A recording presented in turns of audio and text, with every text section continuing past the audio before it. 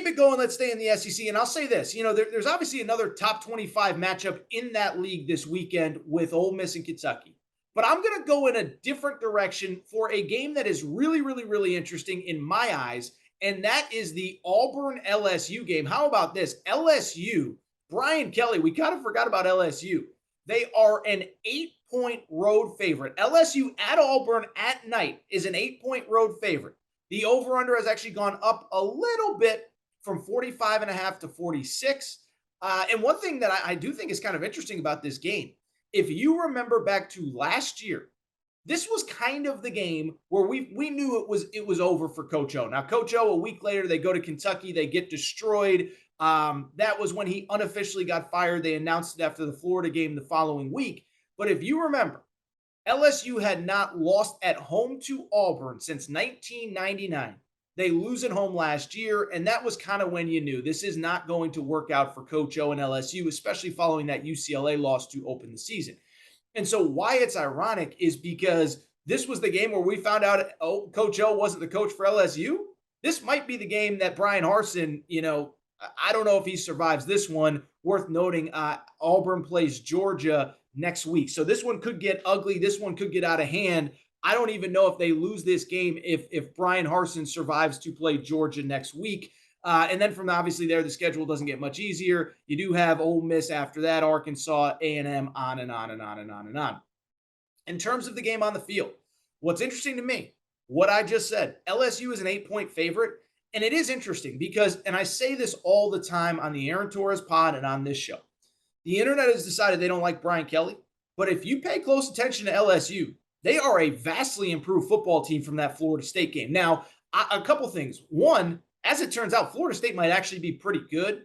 And two, I do understand that LSU really hasn't played the greatest competition. 3 straight home games, Southern, Mississippi State, and then, of course, New Mexico last week. But go ahead and look at what they've done.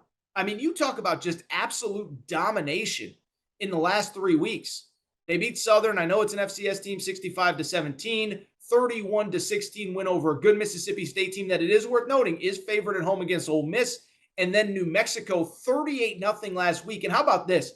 Over 630 yards of total offense for LSU. And that's what's been impressive to me, is that obviously, look, Coach O did not leave the cupboard bare, especially the skill positions. But it's one thing to not leave the cupboard bare. It's another thing to put guys in position to succeed. And I do think Brian Kelly has done that.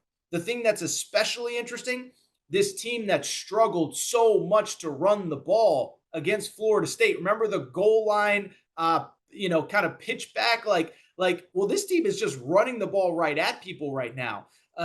Last week, Noah Cain, the transfer from Penn State, had 94 yards on the ground. And actually against Mississippi State, again, they were a top 30 defense last year, 207 yards on the ground. And so LSU, Brian Kelly, we're going to learn a little bit this week.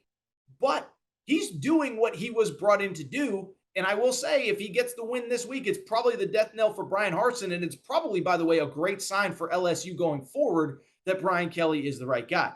For Auburn, couple thoughts. One, we all sort of, I don't want to say we watched the Missouri game last week because it was pretty much unwatchable.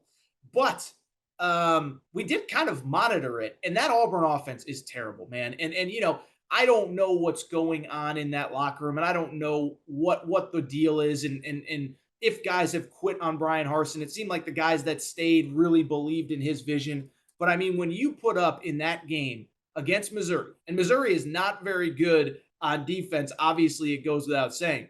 But when you put up 200 whatever yards of offense, I think it was 217 yards of offense against Missouri, it probably does not bode well for the rest of the season ahead. And really, to me, it was 217 yards. I was correct.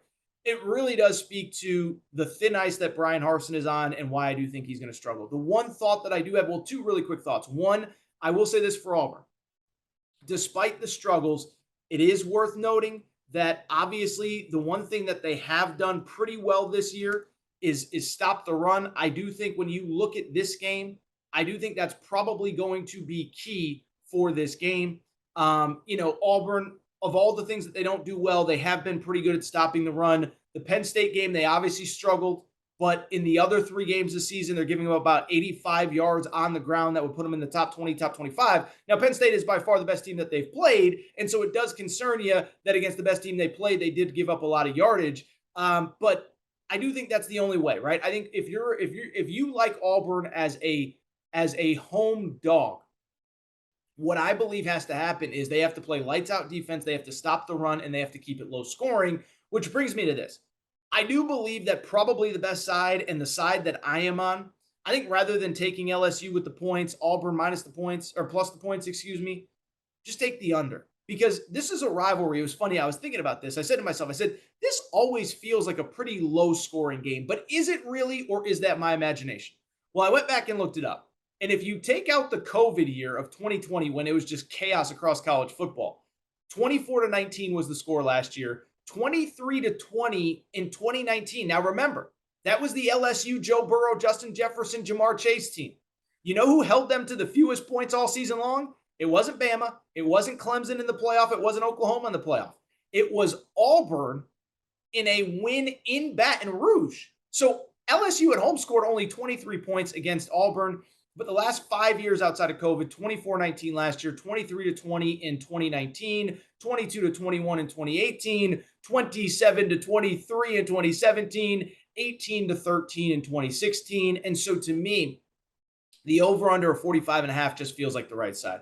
This is always close. This is always low scoring. I don't feel great about taking Auburn plus the points. And I could see a scenario where like LSU wins this game like 17-3, and then all of a sudden the game goes well under, and you still didn't hit the bet with Auburn as the home dog. So stay away to me.